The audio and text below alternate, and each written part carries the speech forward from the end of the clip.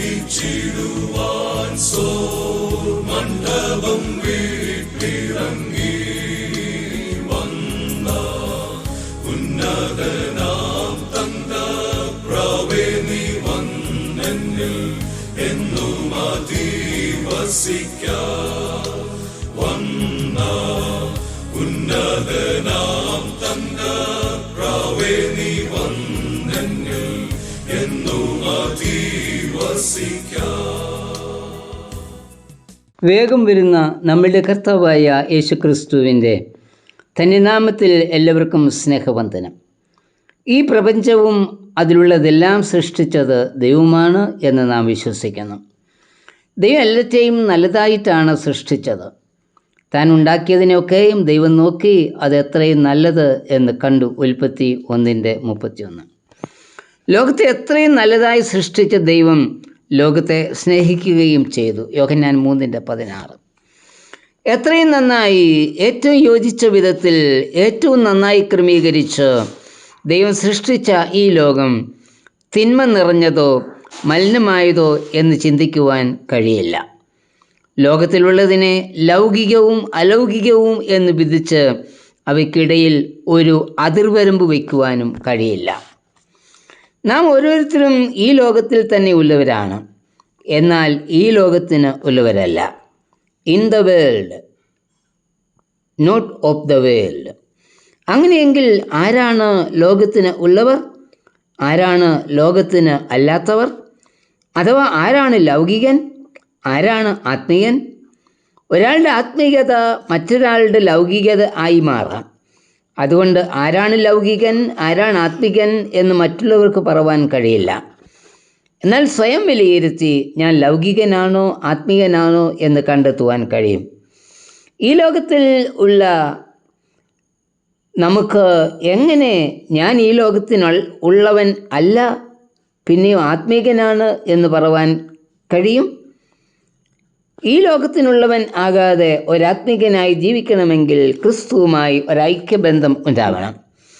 ഈ ലോക ജീവിതത്തിൽ ഒരിക്കലും ഇടറിപ്പോകാതെ ആത്മിക ജീവിതം നയിച്ച ഒരേ ഒരാൾ യേശുക്രിസ്തു മാത്രമാണ്. ഈ ലോകത്തിനുള്ളവൻ ആകാതെ ആത്മിക അനുഭവത്തിൽ നിൽക്കുവാൻ യേശുക്രിസ്തുവിന് സാധിച്ചത് തൻ്റെ പിതാവുമായിട്ടുള്ള ഐക്യതയാണ്. യോഹന്നാൻ 17:23 കർത്താവ് പ്രാർത്ഥിക്കുന്നത്, നാം ഒന്നായിരിക്കുന്നത് പോലെ അവരും ഒന്നാകേണ്ടതിനും ഞാൻ അവരിലും നീ എന്നിലുമായി അവർ ഐക്യത്തിൽ തികഞ്ഞവരായിരിക്കേണ്ടതിനും എന്ന. അതായത് പിതാവായ ദൈവവും പുത്രനായ ദൈവവും ഐക്യതയിൽ ഒന്നായിരുന്നത് പോലെ നാം യേശുക്രിസ്തുവുമായും സമസൃഷ്ടങ്ങളുമായും ഐക്യതയിൽ വരണം. അപ്പോഴാണ് നാം ആത്മീയരായി തീരുന്നത്.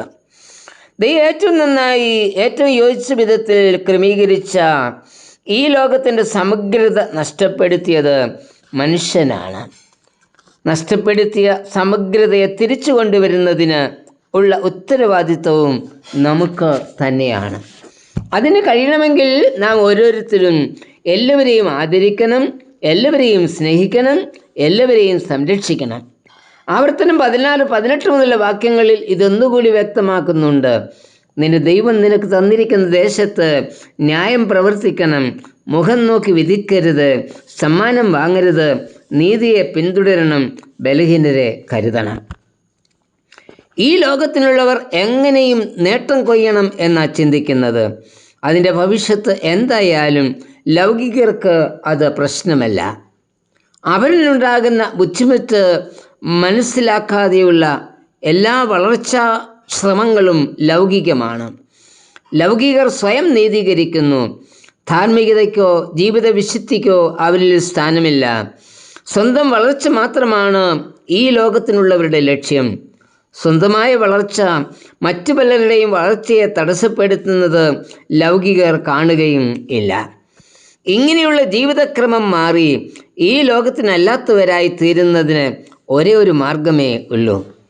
മുന്തിരിവള്ളിയാകുന്ന ക്രിസ്തുവിൽ കൊമ്പുകളാകുന്ന നാം ചേർന്നിരിക്കണം.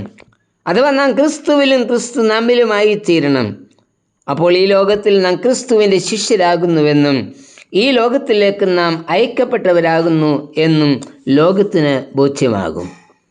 അതെ, ക്രിസ്തുവുമായിട്ടുള്ള ഐക്യതയുടെ അനുഭവം മാത്രമേ നമ്മെ ലൗകികർ അല്ലാതാക്കുകയുള്ളൂ.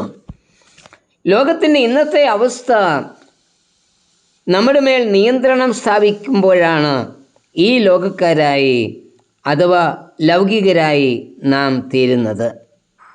ഇന്നത്തെ സാഹചര്യത്തിന് അടിമയായി തീരുന്നവർക്ക് ഈ ലോകത്തിൻ്റെ മൂല്യങ്ങൾ അനുസരിച്ച് മാത്രമേ ജീവിപ്പാൻ കഴിയൂ. ഇസ്രായേൽ ജനങ്ങൾക്ക് ദൈവം നൽകുന്ന ആലോചന ആവർത്തന പുസ്തകത്തിൽ നൽകുന്നുണ്ട്. അതിൻ്റെ മുഴുവൻ സന്ദേശവും 2 വാക്യങ്ങളിൽ ഒതുക്കിയാൽ ഇങ്ങനെ വായിക്കാം: നിങ്ങളെ ദൈവം എവിടെയെല്ലാം ആക്കുന്നുവോ അവിടെയെല്ലാം നിങ്ങൾ അവിടുത്തെ രീതിക്ക് അനുസരിച്ച് ജീവിക്കരുത്, മറിച്ച് എൻ്റെ കൽപ്പനകൾ അനുസരിച്ച് ജീവിക്കണം. അതായത് ഈ ദേശത്ത് ഇവിടുത്തെ രീതികൾക്കനുസരിച്ചല്ല, ദൈവഹിതത്തിനനുസരിച്ച് ജീവിക്കണം. ജോസഫിൻ്റെ ജീവിതം അതിന് ഉദാഹരണമാണ്. അനുകൂലമായ സാഹചര്യമുണ്ടായിട്ടും ജോസഫ് പ്രലോഭനങ്ങളിൽ വീണില്ല. എല്ലാം നഷ്ടമായിട്ടും ഫായയുടെ പരിഹാസം ഏൽക്കേണ്ടി വന്നിട്ടും ഇയ്യോബ് ദൈവത്തെ തള്ളിപ്പറഞ്ഞില്ല. ജീവന് ഭീഷണിയുണ്ടായിട്ടും ശദ്രക്, മേശക്, അബേദ്നെഗോ എന്നിവർ വിഗ്രഹത്തെ വണങ്ങിയില്ല. നമുക്കും പ്രലോഭനങ്ങളിൽ വീഴാതെ, സാഹചര്യങ്ങളുടെ നിയന്ത്രണത്തിന് അടിമയാകാതെ ദൈവയിഷ്ടത്തിനനുസരിച്ച് ആത്മീക ജീവിതം നയിക്കാം. കർത്താവേ, ലൗകികനായല്ല ആത്മീകനായി ജീവിപ്പാനുള്ള കൃപ എനിക്കും തരണമേ. ആമേൻ.